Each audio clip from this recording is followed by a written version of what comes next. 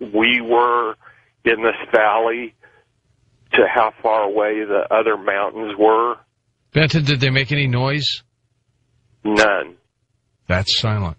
You know, we've been getting reports for years of objects like that. And if they were transporting, I don't know, I just can't believe we've got these things built and we've been hiding them. I can't believe that. Well, let's go to Oregon. John, west of the Rockies, you're up with us on Coast to Coast. Hey, John, good morning. Yeah, good morning. What's up? Is this George? Yes, sir. Yeah, I've been trying to get a hold of you, and I got through. I can't believe I was this lucky. My dad was a highly decorated war hero, World War II. Okay.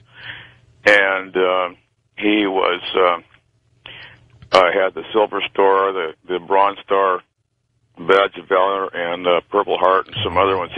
He did it all. Yeah, and he was going to get the Congressional Medal of Honor, but when he became friends with George S. Patton, and Dad always had his own platoon and whatnot, but he got close to George, and George told him a lot of things, and because he had contact, about intelligence and stuff like that. Oh, yeah. Anyway, when the government killed George S. Patton, because he told Dad that he feared for his life, he wanted to come back and clean house, because he said there was a lot of bad things going on, and he feared for us losing our country, and that there was aliens involved. And my dad was a skeptic until he talked to George, but after they killed George, Dad would never vote. There are some people believe that George Patton did not die in an accident, so you think that he was murdered, huh? Yeah, absolutely. And my dad, he had a stroke, and he told me a lot of things after he had his stroke. We got pretty close, Did your dad believe that he was murdered? Oh, yeah, absolutely. He did. Because they found out that a lot of people would vote for him, and they were afraid that he would clean house, see? We had a program a few months ago about an author who has researched this, and he, too, believes that he was murdered, assassinated. But what I wanted to tell you, that's where I started out with, but what I wanted to tell you was that I'm right on a flight path. We have our own private airstrip here, and we've built like over 12 different types of home builds that are STOLs, short takeoff or landing, but they go over 200 miles an hour. And anyway, we're right on a flight path, and I believe that there's if you were here, I could take you on a flight and show you. There's a Black Ops. They're all over the place, but there's a Black Ops camp right over the mountains here in the Cascades, and there's a place called Table Rock, and I believe that there's a UFO base just on the other side over there. We have seen, my mom has seen the UFO stuff. She's 84 years old. Hey, you think they're E.T., John, as opposed to being ours? Well, now this is what I wanted to tell you. Now, I've seen them fly over at night, and I've seen them fly over in the daytime. And the one I seen was flying from Table Rock, and it was a triangle shape, and I swear to God, I'll put my hand on the Bible, that sucker was at least 5 miles wide. Jeez. And I could see the afterburner on it. There was a white flicker like a torch you'd light up, And it was so fast that it was like Ed was saying, you had to really be on it to see it. It went by so fast, but it was cloaked. And all I could see was the afterburner. But and this one, the last one that I seen here, my mom has never seen nothing, And this one day I come out of the shop, and I come in through the gate and lock the gate, and she was sweeping the sidewalk, and something compelled me. I don't know if it had this spirit come over me or what, to look up. And I looked up, and here was a UFO. It's just like Star Trek Enterprise, pure white as white could be. And I'm telling you, now being a pilot, I know distances and altitudes. And most normal people, you grab them by the chin and pull their head up, and they would fight against it. But Mom let me pull her head up, and she looked up. I mean, I didn't have time to tell her. Yeah. And I put her head up like that, and she goes, UFO, And this thing, George, was so big.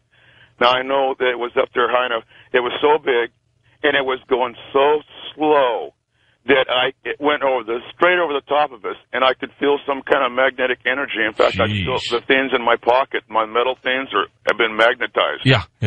And I actually we both felt kind of giddy, if that would be the description.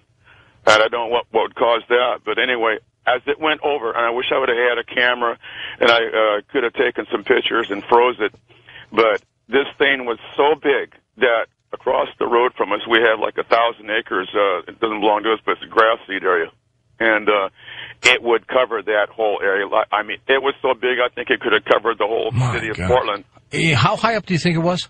I'm guessing at about probably 60,000 to 70,000 feet, but it looked like it was closer because it was so big. Yeah. And, the bigger they are, they look like they're going slower. But it went so slow, I mean, I had time to look underneath it, and guess what it said on the bottom around the circle? I'm talking just like Star Trek Enterprise, the saucer. Yeah, what did it say? It said, United States of America. No way. Yes. It was going so slow. I mean, I wear glasses, and my eyes aren't as good as they used to be, but I could see right in the center on the bottom. Why would they even put an insignia on that? And it was going so slow. And I didn't write down the date. This was September, Indian summer, before the weather got bad. It was beautiful, clear. It was blue sky, not a cloud in the sky. Is there a base up that way? Yes. Yeah. Yeah, but anyway, it went over so slow, I could see that on the bottom. Yeah. It was United States Navy or Air Force or United States of America. I swear to God. That is incredible. I don't know why they would even want to publicize that, but that is weird. But good story. Very good. Rick in Albuquerque, New Mexico on the wildcard line. Hey, Rick. How are you? Good. How are you? Good. Good. Well, I have two encounters with aliens to tell you about. All right. And it falls in... I have a friend that is in magnetic interference. He's a scientist, and he works in that. He told me, he confirmed some things for me when I told him about these two encounters that I'd never heard before, and I've heard it mentioned tonight on your program. And first encounter happened back in 1972. And I was married, newly married. Mm-hmm. I was by myself. My wife had gone back to Missouri to visit family. And I got home about 10 o'clock that evening, went to bed. I heard a low vibration. Heard a low vibration, if that makes sense. That's the best I can describe. A low hum. I'm not going to say a hum. It would be close, yeah. Except this thing went through you. Okay? That's a perception, but it felt like it penetrated you, like it went through you. It was omnipresent or something like that. It was pervasive. Anyways, I'm laying in bed, and I hear on the roof something. I'm not sure what it was. It's not like it was a little pitter-patter of feet or anything like that. The next thing that happens, and I'm not asleep. I haven't fallen asleep yet. Right. And I'm laying there, and all of a sudden, it was like I was being programmed.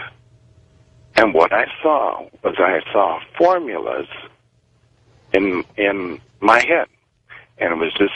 It was like a download. What kind of Now listen, this was in 1972.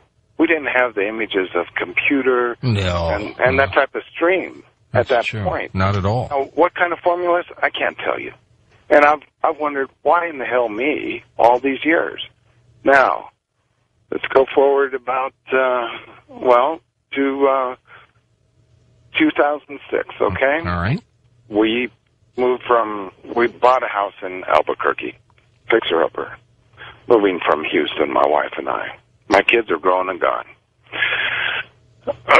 So I'm up there working on the house, and tearing it apart. And I just driven up from Houston. I was dead tired. Actually, I'm doing the same drive right now. Yeah, I'm just outside Albuquerque. I stopped so I could have signal. Because this was riveting, this show tonight. And I got a